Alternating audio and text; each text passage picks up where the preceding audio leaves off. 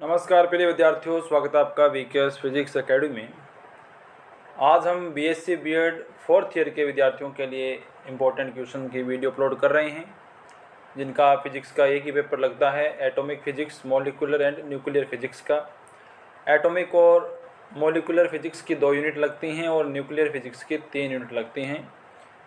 Nuclear physics जो है वो जनरल बीएससी के अंदर भी लगती हैं, तो वहाँ जो इम्पोर्टेंट क्वेश्चन टॉपिक्स अपलोड किए हुए हैं वो भी आपके काम आएंगे, आप वहाँ से देख सकते हैं। लेकिन यहाँ पर भी मैं अलग से वीडियोज़ अपलोड करूँगा इम्पोर्टेंट क्वेश्चन की।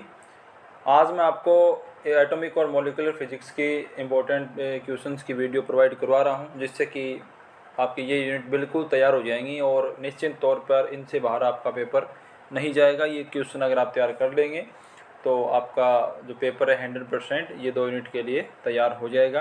वीडियो को लाइक, कमेंट, शेयर जरूर कर देना, चैनल सब्सक्राइब कर लेना, भविष्य में आपको हमेशा इसकी हेल्प मिलती रहेगी। और अगर आप किसी टॉपिक में प्रॉब्लम आती है तो कमेंट कीजिएगा, हम कोशिश करेंगे कि आपको उस टॉपिक की वीडियो जल्द से जल्द अपलोड की जाए। तो शुरू करते हैं। और टेलीग्राम चैनल और इंस्टाग्राम पे हमें फॉलो कर सकते हैं, हमारे वीकेएस फिजिक्स एकेडमी नाम से ही टेलीग्राम और इंस्टाग्राम के ऊपर भी आपको चैनल्स मिल जाएंगे। तो यहाँ पे सबसे पहले हम सेक्शन ए की बात करेंगे। देखिए, यहाँ पे सेक्शन ए में जो क्वेश्चन बताए जा रहे हैं वही आपको बड़े क्वेश्चन के रूप में भी पढ़ने हैं। मैं आपको बता दूंगा तरीका क्या रहेगा आपके पढ़ने का, किस तरीके से आपको तैयार करने हैं। सबसे पहले डेफिनेशन आती है बोर मैग्नेटोन की। बोर मैग्नेटोन क्या होता है, जायरोमैग्नेटिक अनुपात क्या होता है, चुंबकीय आघूर्ण क्या होता है, मैग्नेटिक मोमेंट क्या है, कक्षीय कोणीय संवेग क्या है, ऑर्बिटल एंगुलर मोमेंटम क्या होता है।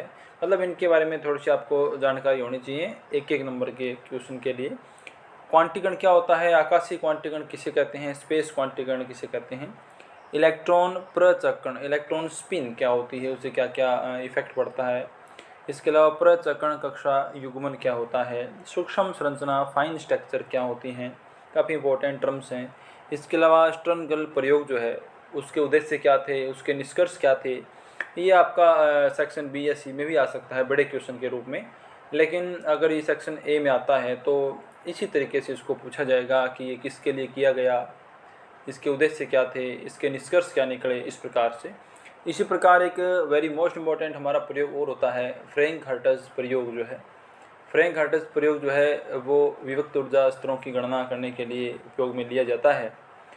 इसमें इसके क्या निष्कर्ष है, क्या इसका महत्व है, इस प्रकार से भी आपको यहाँ पे पूछ सकते हैं, या कुछ इसके अंदर शॉर्ट क्वेश्चन और भी हो सकते हैं। जब ये टॉपिक आप तैयार करेंगे बड़े क्वेश्चन के लिए तो शॉर्ट क्वेश्चन जो है यानी सेक्शन ए है वो इसी के अंदर ही तैयार आपका हो जाएगा। फिर है बोर संगति सिद्धांत क्या है। फिर है सिलेक्शन रूल्स यानी चयन नियम, वर्ण नियम किन्हें कहते हैं। चयन नियम, वर्ण नियम है वो जिस भी पॉइंट के अंदर आपको पढ़ने को मिले वहाँ से आप इनको पढ़ लीजिएगा, जैसे दर्ड घूर्णी में हो, कंपन स्पेक्ट्रम के अंदर हो, इस प्रकार से। फिर दर्ड घूर्णी इंपॉर्टेंट पॉइंट है आपका। दर्ड घूर्णी जो है उसके अंदर दर्ड घूर्णी के लिए श्रोडिंगर समीकरण लिखना, ये पूछ सकते हैं कि दर्ड घूर्णी होता क्या है, इस प्रकार से प्रश्न आ गया। या दर्ड घूर्णी के लिए श्रोडिंगर समीकरण लिखो, इस प्रकार से आ गया। या दर्ड घूर्णी के लिए आइगन मान लिखो, ये आ गया। या दर्ड घूर्णी के लिए आइगन मान समीकरण लिखें, इस प्रकार से शॉर्ट क्वेश्चन है वो आ सकते हैं। फिर जो आपका जीवान प्रभाव है, जीवान इफेक्ट है, वो भी काफ़ी इंपॉर्टेंट पॉइंट है। उसके अंदर भी सेक्शन बी और सी से क्वेश्चन ज़रूर आएंगे।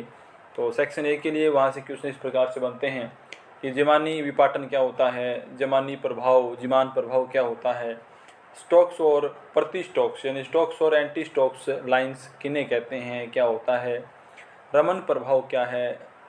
इसके अलावा रमन प्रभाव, रमन स्पेक्ट्रोस्कोपी बड़े क्वेश्चन में भी आएगा। एलएस कपलिंग क्या होता है, जे कपलिंग क्या होता है, आणविक वर्णक्रम किसे कहते हैं।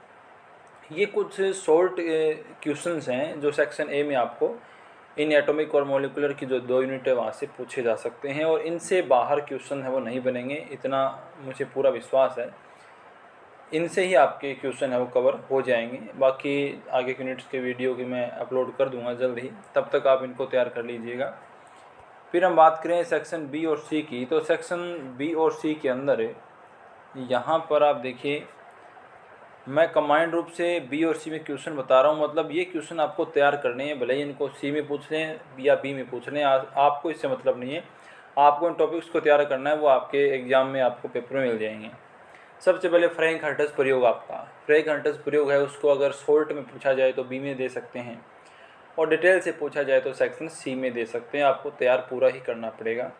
फिर है कि आपका जो कक्षीय कोणीय संवेग होता है, ऑर्बिटल एंगुलर मोमेंटम है, उससे क्वांटीकरण की व्याख्या किस प्रकार से की जाती है, ये आपको काफ़ी इंपॉर्टेंट तरीके से याद करना पड़ेगा सेक्शन बी के लिए या सी के लिए। फिर एस्ट्रोनगल प्रयोग जो है वो क्या है, इसके निष्कर्ष वगैरह सारी बातें इसके अंदर आ जाएंगी। फिर प्रचक्रण कक्षा युग्मन और सूक्ष्म संरचना को समझाओ, इस प्रकार से क्वेश्चन आ जाए सेक्शन बी में कि जो ऑर्बिटल एंगुलर मोमेंटम,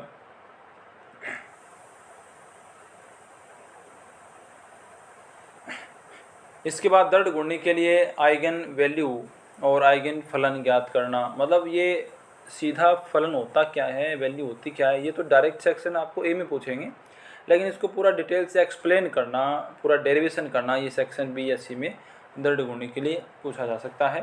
फिर द्विपरमाणु अणु के लिए कंपन घूर्णी स्पेक्ट्रम वर्णक्रम किस प्रकार से दिए जाते हैं, ये आपसे पूछा जा सकता है। और एक आपका मोस्ट इंपॉर्टेंट है रमन स्पेक्ट्रोस्कोपी। रमन स्पेक्ट्रोस्कोपी से क्वेश्चन जो हैं वो सेक्शन बी और सी के अंदर ज़रूर आएंगे। तो ये हमारे इंपॉर्टेंट क्वेश्चन थे यूनिट 1 और 2 के लिए। आगे की जो यूनिट्स हैं उनके भी इंपॉर्टेंट क्वेश्चन मैं जल्द ही अपलोड करूँगा, तब तक आप इनको तैयार कर लीजिएगा। मिलते हैं नेक्स्ट वीडियो में। वीडियो को लाइक कमेंट शेयर करें, चैनल सब्सक्राइब करें। धन्यवाद।